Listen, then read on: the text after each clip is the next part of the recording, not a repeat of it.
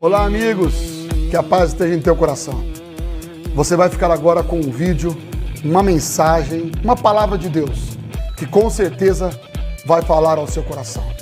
Peço a gentileza que você também possa se inscrever no nosso canal, compartilhar, ativar o sininho das notificações, para que você receba mais e mais vídeos e pregações, mensagens que vão edificar a sua vida, a sua casa, a sua família, em nome de Jesus. Deus te abençoe. Vamos falar aos nossos corações. Abriu aí, Matos? A Bíblia diz assim, Mateus capítulo 6, versículo 22. Seus olhos são como uma lâmpada que ilumina todo o corpo. Quando os olhos são bons, todo o corpo se enche de luz. Mas quando os olhos são maus, o corpo se enche de escuridão. E se a luz que há em vocês é na verdade escuridão, como é profunda essa escuridão. Vamos ler o versículo 22 novamente? Coloca para mim novamente, minha irmã. Seus olhos são como uma lâmpada que ilumina todo o corpo. Quando os olhos são bons, todo o corpo se enche de luz. Vamos orar. Pai querido e maravilhoso, Deus amado e fiel, eu clamo nesse momento para que o Senhor venha nessa noite falar ao nosso coração pelo poder da tua palavra. Meu Deus, em nome do teu filho Jesus, que a tua palavra seja liberada com poder, autoridade, graça. Que a tua palavra alcance corações, vidas, famílias, em nome do Senhor Jesus. Tudo aquilo que atrapalha, tudo aquilo que interrompe, toda sonolência, cansaço, todo qualquer tipo de entretenimento, tudo que vem para atrapalhar, tirar a atenção, meu Deus, em nome de Jesus, trabalha, Pai, para que nada possa impedir esse irmão, essa irmã, até as crianças, de ouvirem a tua palavra.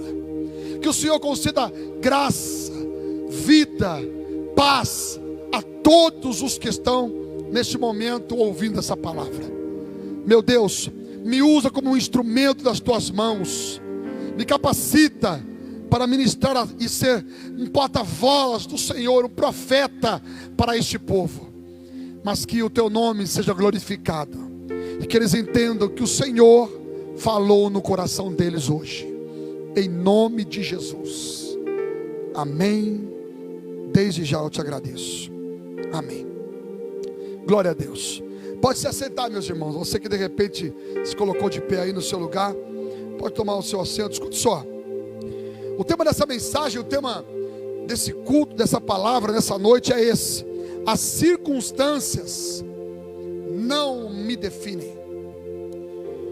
Para ser mais claro, o que eu estou vivendo, ou os tempos que estamos vivendo, não é isso que nos define. O que precisa nos definir não é o quanto você tem na sua conta que te define. Não é para ser isso. Tem pessoas que as circunstâncias dela definem ela. Tem pessoas que elas sabem ser agradecidas a Deus e quando está tudo bom, mas quando as coisas não estão bem, elas não sabem ser agradecidas. Tem pessoas que sabem ser fiéis quando está tudo lindo, mas quando as coisas não estão boas, ela perde a fidelidade. Até mesmo nos casamentos, o pastor, o ministro, o celebrante, ele dá uma palavra numa direção de votos, promete ser fiel na alegria ou na tristeza, são os extremos, na riqueza ou na pobreza, na bonança ou na adversidade, na saúde ou na enfermidade. Promete ser fiel até que a morte você pare. Então eles prometem. Mas tem muitos que na hora enquanto está ali promete, mas quando passa pelo primeiro deserto, pelo primeiro desafio da vida, já abandona, já larga, já joga fora. Porque a fidelidade falada por palavras, liberada por palavras, é uma coisa, por atitudes é outra. Que eu e você não sejamos definidos pelas situações em que vivemos. Um exemplo, que você possa ser fiel à sua esposa, mesmo quando as coisas não estão tão bem como você gostaria. Que você possa ser fiel no seu casamento, mesmo para com o seu marido, mesmo quando as coisas não estão tão bem como você gostaria, mesmo quando você enxerga que ele não é como você imaginava, como você traçava alguém para viver com ele, mesmo errando, sabendo dos erros. Se você largar dele e encontrar outro, você vai encontrar outro com erros também, talvez outros erros, mas erros também. O que eu quero dizer é que não são as circunstâncias que podem nos definir. Aquilo que eu estou vendo, aquilo que eu estou até mesmo vivendo, não pode ser isso que vai me definir. As circunstâncias não me definem. São as nossas alianças que nos definem. São os nossos princípios que nos definem. São os nossos valores que nos definem. O texto que lemos diz assim: os seus olhos são a janela. Olha só, eu vou ler aqui 6, versículo 22. Os olhos são a candeia do corpo. Se os teus olhos forem bons, todo o seu corpo será luz. Se você souber olhar, enxergar, os olhos forem bons, não é simplesmente olhar para as coisas boas. Existem momentos que tudo pode estar um deserto, mas se o teu olhar for bom, é ali que as coisas vão prosperar, mesmo no deserto. Enquanto uns não enxergam nada, o teu olho é bom, haverá luz em tudo que você vive, por dentro de você. Porque na verdade, o que é gerado nas nossas vidas não são as coisas de fora para dentro, mas são as de dentro para fora. As coisas são definidas ao meu redor, ao seu redor, não são de fora para dentro, mas são de dentro para fora. Foi Jesus quem disse: o que sai da boca do homem é do que o coração está cheio. As pessoas questionaram Jesus por estar comendo ali, e Jesus disse: não é aquilo que você come que te faz o mal, mas é aquilo que sai da sua boca. Porque aquilo que sai da sua boca é daquilo que o coração está cheio. Então é de dentro para fora que há esse tratamento, de dentro para fora que há essa perspectiva de futuro, de destino, de vida, de esperança, de sucesso. Está de dentro para fora. Quando você olha, vou dar um exemplo: você, mãe que tem um filho na dificuldade, ou então um filho vivendo um tempo difícil, talvez nas drogas, no homossexualismo, eu não sei qual é a área da vida dele que se você está sendo perturbado, a sua casa está sendo abalada, a sua casa está sendo atingida. Mas se você souber viver e olhar com bons olhos, se os teus olhos forem bons, todo o teu corpo será luz. Porque na verdade não é aquilo que ele está sendo que é aquilo que ele é. O que ele é na verdade não é isso simplesmente que você está vendo. O que ele é aquilo que ele foi gerado por Deus. Resumindo, você tem que ter a possibilidade pela fé de enxergar pela fé além do que aquilo que você está vendo. Meus irmãos, eu vou explicar melhor. É como a pessoa que, enquanto uns olham, não vê esperança, outros olham a mesma imagem e vê perspectiva. Conta-se uma história que certa vez um rapaz, vendedor de sapatos, ele viajou para a Índia, e chegando lá, ele foi lá para vender sapatos. Ele então andou pelas regiões, pelas aldeias, pelas vizinhanças, e ali ele vê as pessoas não usavam sapatos, as pessoas viviam descalças. Ele então pegou o próximo avião, voltou para a cidade dele e disse para a empresa, para o chefe dele, falou: não dá, lá ninguém usa sapato, não dá para vender sapato lá, é costume deles, eles não usam sapato. Enquanto que havia um outro vendedor que havia feito a mesma viagem, igualzinho ele, para vender também. Enquanto um foi para um lado, o outro foi para o outro. E eles estavam vendo a mesma situação. O outro vendedor ligou para a empresa: manda um carregamento grande de sapato aqui, porque aqui ninguém usa sapato. Enquanto um olhava para a situação e via que não havia esperança, o outro olhava para a mesma situação e via perspectiva. Enquanto um olha para um copo pela metade, esse aqui não é o caso, ele já está quase vazio. Mas o copo pela metade, alguns olham e dizem assim: esse aqui é um copo que está quase vazio. Outros olham o mesmo copo e dizem: é um copo que está quase cheio. Na verdade, a situação do copo é a mesma. A diferença está na perspectiva de como a gente enxerga. Por favor. Escuta. O detalhe. Obrigado, querido.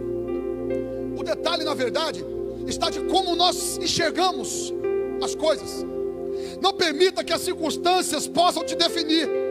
Não permita que o deserto gere deserto dentro de você. Não permita que o fracasso te torne um fracassado. Não permita que tristezas te deixem uma pessoa triste. Não permita que amarguras te deixem uma pessoa amarga. Não permita que as traições te deixem uma pessoa frustrada, com ressentimentos, com amargura, com falta de perdão. Não permita que traições gerem em você uma pessoa machucada, para viver machucada o resto da vida. Tem pessoas que acordam pela manhã, chutam um cantinho do sofá e já está com dor ali no dedo, dando glória a Deus, dando uns pulinhos ali. É dolorido, mas a pessoa sabe o que ela faz? Hoje o dia vai ser terrível. Ela acredita que aquele momento, aqueles minutos que ela passa no começo do dia doendo, será o dia todo assim, mas na verdade não. É um momento só de dor. Calma, vai passar. Cuida, trata, coloca o remédio, faz alguma coisa, enfaixa, sei lá. Calma, isso vai passar. Não significa que o seu dia vai ser ruim só porque você acordou de manhã e chutou o canto do sofá. Não permita só porque o dia de ontem foi ruim, o dia de hoje também vai ser. Não vai entender que só porque o dia de hoje foi ruim, amanhã também será. Não deixe que a circunstância defina quem você é.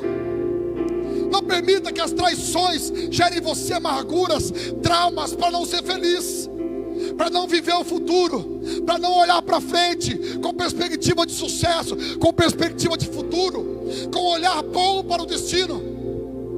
Não permita que as circunstâncias definam você por aquilo que você viveu. Não é porque você foi criado numa família pobre, simples. Talvez você tenha sido machucado. Tem muitas mulheres que foram abusadas, muitas mulheres que foram traídas. Não vai enxergar que todo homem é igual. Não vai enxergar que só porque você foi traída no passado, será traída também no futuro. Ei, não permita que as circunstâncias que você viveu definam a sua história, a sua vida. Pelo contrário, ora a Deus, quebra essa maldição da tua vida e vai ser feliz, em nome de Jesus.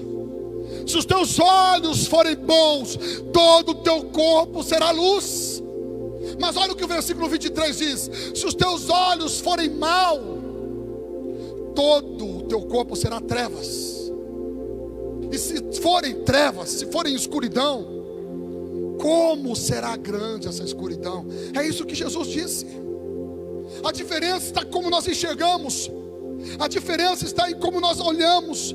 A diferença está pelos olhos da fé. A diferença está na perspectiva que enxergamos as situações, as coisas. Não permita que as circunstâncias, os momentos que você está vivendo definam quem você é. Não permita.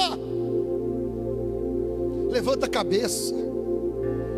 Levanta, se valoriza, irmão. Se valoriza. O primeiro valor é o seu. Sabe quem é a pessoa mais importante na sua vida? Talvez algumas mães vão dizer assim: é meu filho. Talvez alguns filhos vão dizer assim: é minha mãe. Não, a pessoa mais importante da sua vida é você. Jesus nos ensinou: amai-vos uns aos outros como a si mesmo. Jesus não ensinou: ame aos outros como você ama a sua mãe. Não. Ame aos outros como você ama o seu filho. Não. Ame aos outros como você ama os... Não. Não foi esses exemplos que ele usou. Amai-vos uns aos outros como a si mesmo. O primeiro que você deve amar é você mesmo. Não estou dizendo o amor no sentido de idolatria, de se como se diz a palavra? Eu não me lembro agora a palavra que se diz para isso. A pessoa que se ama tanto a si mesmo, que só enxerga ela mesma, o egocentrismo está vivendo dentro dela. Não permita que você seja assim. Porém, ame-se a si mesmo. significa valorize-se. Se alguém não te deu valor, calma, há uma vida pela frente, há um futuro pela frente. Deus continua contigo. Ei, levanta a cabeça, se valoriza, se arruma, enxuga as lágrimas, dá uma penteada nesse cabelo aí, levanta a sua cabeça, segue a vida, irmão. Segue a vida, irmã. Em nome de Jesus. Se ajeita, se arruma, se prepara para o futuro, se prepara para a vida, levanta a cabeça. Ainda há esperança. Irmãos, é interessante, esses dias eu assisti um filme em casa com a minha filha.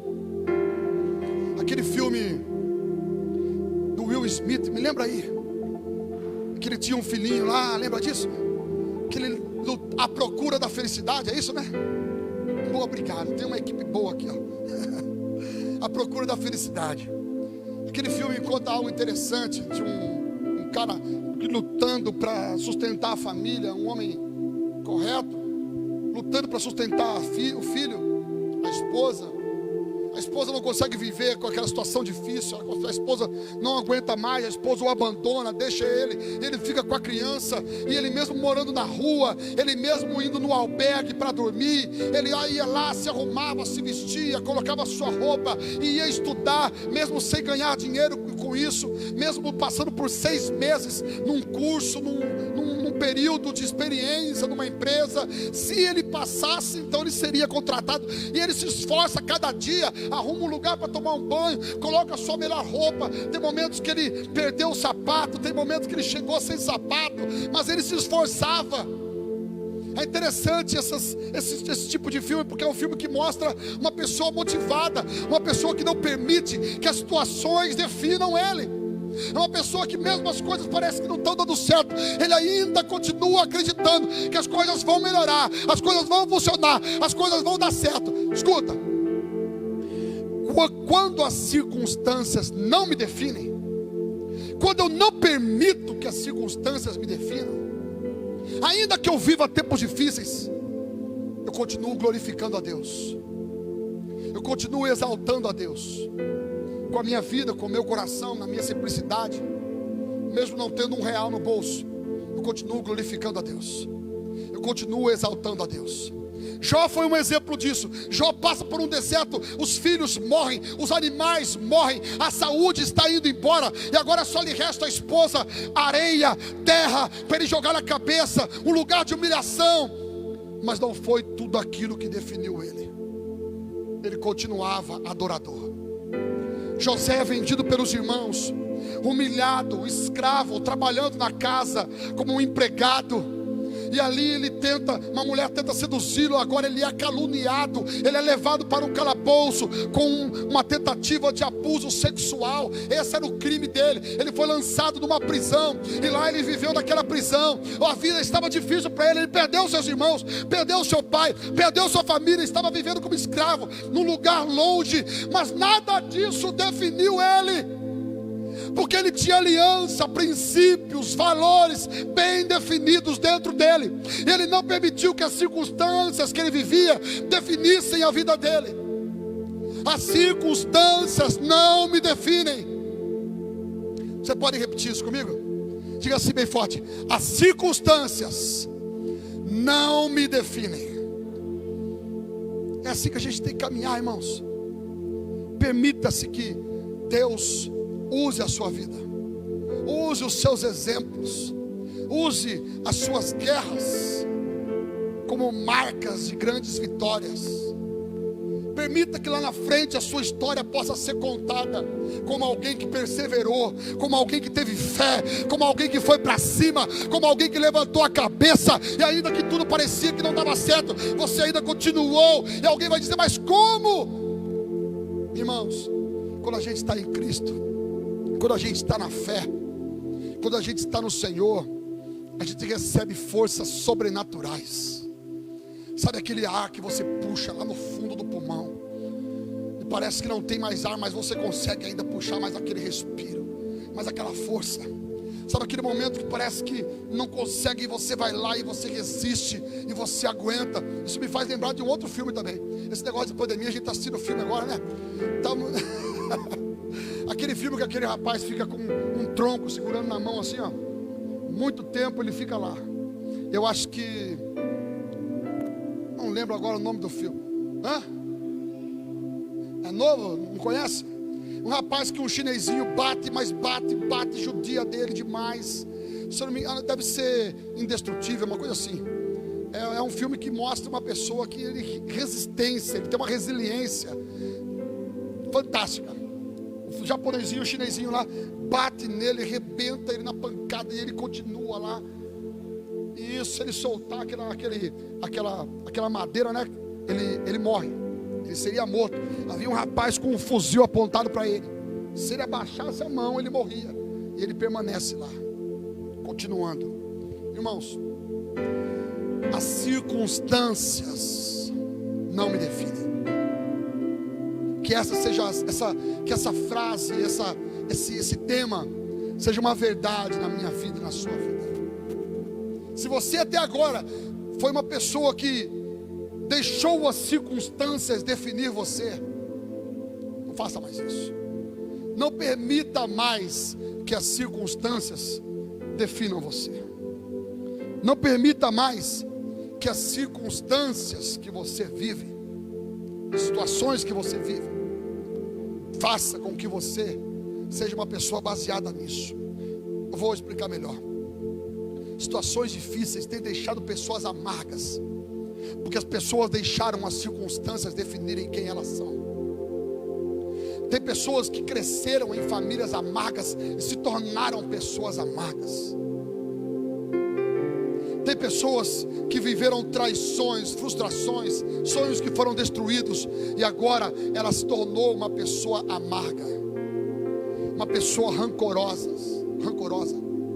Traições, rejeições tem feito com que pessoas sejam pessoas cheias de amargura, cheias de ressentimentos, que se sentem rejeitadas, que se sentem esquecidas. Não permita mais. Deus ama você.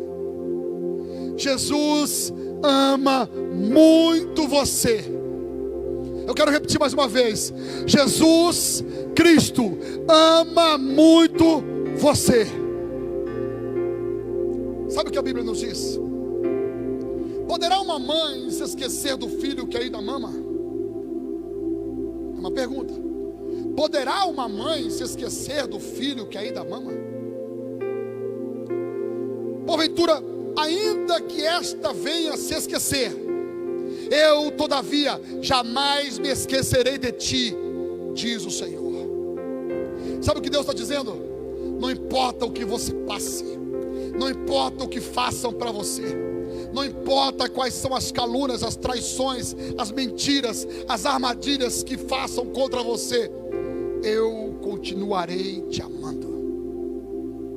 Não importa se te esqueceram, eu não me esqueço de você. Não importa se te abandonaram, eu não te abandonei, nunca te abandonarei, eu continuo te amando. Essa é a palavra de Deus para a tua vida. Creia nisso, meu irmão, creia nisso, minha irmã, em nome de Jesus. Escuta, eu vou dar alguns exemplos aqui, ó. Poderá uma mãe que ainda amamenta, do filho que ainda mama, se esquecer do filho que ainda mama? Para uma mãe se esquecer do filho, ela passa por alguns processos que eu vou explicar de maneira bem rápida aqui. Quando a mãe está amamentando, de repente ela deixa a criança em casa, de repente com a filha ou com o marido, de repente ela sai até o supermercado, algum lugar, comprar alguma coisa. Se ela demorar muito, se ela for para o centro, for passear, demorar muito para voltar, existem algumas reações que acontecem no corpo dela, que vão fazê-la lembrar do filho. Primeiro, o seio enche de leite. O seio da mãe que amamenta, quando demora muito para amamentar o filho, ele enche, ela percebe, ela sente. Segundo, é possível que o seio comece a gotejar. É possível que comece a sair o leite, molhar a camisa dela, a roupa dela, a ponto dela sentir, enxergar. E isso vai fazer com que ela lembre do filho que amamenta. Terceira, existe a possibilidade dela sentir dores. Ela sentir dores no seio, porque faz tempo que ela não amamenta o seu filho. Reações, três que eu citei só aqui, que fazem a mãe lembrar que há um filho para amamentar. Quando Jesus diz assim, poderá uma mãe se esquecer do filho que ainda mama? Ele está dizendo assim, é quase que impossível ela se esquecer, mas porque tem várias etapas que vão fazê-la lembrar. Mas ainda que esta venha a se esquecer, Jesus diz, ainda que haja essa possibilidade, ainda que de repente isso aconteça, ainda assim, eu jamais me esquecerei de ti. Essa é a palavra de amor que Deus tem para nós.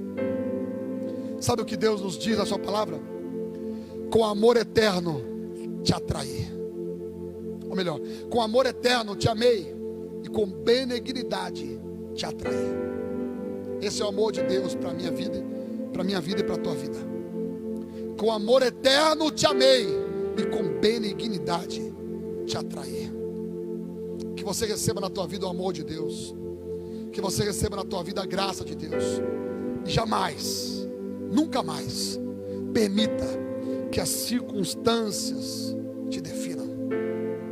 O que define você é a sua vida com Deus, a sua aliança com Deus, os seus valores em Deus, os seus princípios em Deus. Resumindo, tem pessoas que quando passam por um tempo difícil, deixam de ser fiel a Deus. Tem pessoa que ela sabe de repente ofertar só se ela tiver muito dinheiro.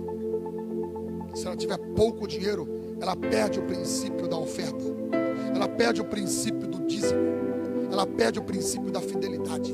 Porque as circunstâncias estão fazendo ela ser definida como uma pessoa infiel devido às circunstâncias. Foi no deserto que o povo estava, quando cada um contribuiu com ouro. Eram escravos saindo da escravidão e tinham ouro para dar, para levantar um bezerro de ouro. Na verdade, o que nos falta não é dinheiro, o que nos falta não é a oferta, o que nos falta não é o dízimo, o valor. Não é isso que nos falta.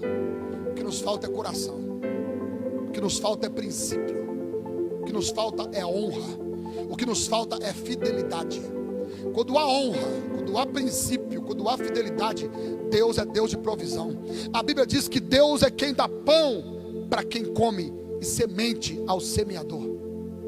Deus é quem faz com que venha na minha mão um pouco para eu comprar e comer, pagar minhas contas, e venha também na minha mão um pouco para eu ofertar. A semente, ela não se come. A semente a gente planta, a semente a gente semeia. Assim como uma empresa, por exemplo, uma empresa, se toda a venda, vamos dizer que você tem uma loja de sapatos, uma loja de bijuterias, não é bijuterias, é joias, falei errado. Uma vez uma irmã me corrigiu na igreja que eu falei bijuteria, ela falou assim, não, pastor, bijuteria não, é joia, semi-joia era no caso. Imagina que você tem uma loja de joias, você vai lá e vende uma joia. Você pega você vende um monte de joia, você vende, vamos dizer que você venda tudo. Você pega todo o dinheiro e gasta tudo. O que acontece com a sua empresa? Ela vai à falência. Porque uma parte daquilo que você vende serve para você como lucro, a outra parte serve para comprar mais peças para você vender. Isso se chama capital de giro. É como que a parte que você compra mais para você receber de novo, é como que a semente. Você semeia comprando, alguém vai comprar de você, você vai ganhar o lucro, continua semeando e a empresa continua girando. Toda empresa funciona assim. Seja o cachorro quente na esquina, seja a joia, ou seja uma grande empresa vendendo Ferrari, vendendo grandes máquinas, não importa qual é o valor, toda empresa funciona com capital de giro. Um pouco é lucro, o outro é investimento. Tudo aquilo que Deus confia na minha mão e na sua mão, um pouco é lucro, o outro é semeadura. Não coma a semente, coma o que é para você comer. A semente é para semear. Não permita que as circunstâncias definam a sua fidelidade a sua aliança, os seus valores, os seus princípios. Vou dar um exemplo mais simples.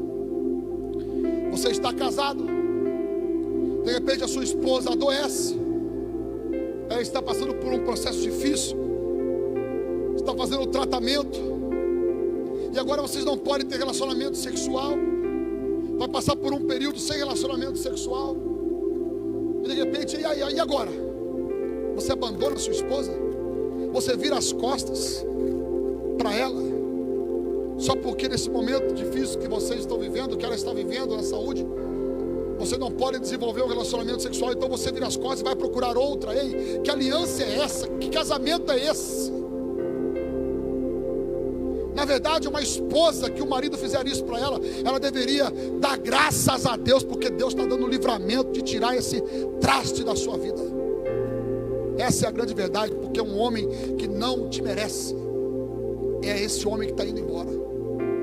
Dá graças a Deus, porque é livramento de Deus na tua vida. Escuta, honra é quando você caminha junto, mesmo no tempo difícil. A Bíblia diz: não é bom que ande só, ande com dois, pois se um cair, o que a Bíblia diz? O outro deixa caído? Não, se um cair, o outro o levanta. Se estiverem os dois deitados, um sentir frio, o outro o esquenta. É isso que a Bíblia diz. Aliança. Está com frio, abandone e deixa lá. Não, estamos juntos. Estamos juntos. Estamos juntos. Não permita que as circunstâncias que você viva defina a sua aliança, o seu princípio, os seus valores, o seu caráter. Eu quero ler aqui algo interessante. Certa vez um escritor, Franklin Whitewood, ele disse assim, ó: cuidado com os seus pensamentos, pois eles se tornam palavras. Cuidado com suas palavras, pois elas se tornam ações.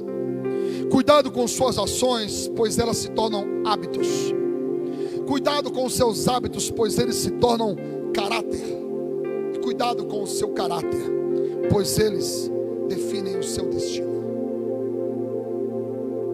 Se você moldar, enxergar com bons olhos o seu destino, se você enxergar com bons olhos o seu destino, isso vai fortalecer o teu caráter, que vai moldar as suas atitudes.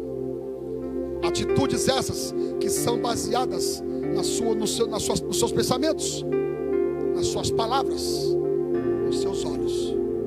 Se os teus olhos forem bons, todo o teu corpo será luz. Enxerga com bons olhos. Pastor, mas não há. É deserto, é tristeza, é desânimo, é cinza, é difícil, o momento não está bom. Ei, enxerga com bons olhos. Porque o que nós vivemos não é simplesmente uma vida, nós vivemos um propósito. Enquanto os olhavam para a cruz e diziam: é o fim, Jesus olhava para ela e dizia: é o amor por eles.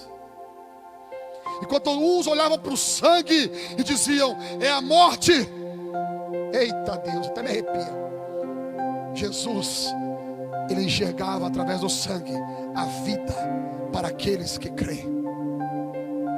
Enquanto uns olhavam para a coroa e diziam: ela é dolorida, ela machuca, Jesus enxergava a coroa como uma honra, porque estavam mostrando que ele era rei, embora fosse numa zombaria, mas era uma profecia. Enquanto o sumo sacerdote Caifás disse assim, ó: é necessário que um morra, é melhor um morrer do que todos aqui perecer. Ele dizia isso referente a uma rebelião que pudesse acontecer entre os romanos e o povo judeu. Mal eles, na verdade, ele não sabia que com as suas próprias palavras ele estava profetizando. Era melhor que um morra do que todos sofrer. E era isso que estava acontecendo. Jesus morrendo para nos dar vida e para nos salvar. Enquanto uns olham para uma situação e não enxergam nada, existem outros que olham e enxergam vida, enxergam esperança, enxergam futuro, enxergam destino, enxergam bênçãos. que se os teus olhos forem bons, todo o teu corpo será luz. Feche seus olhos.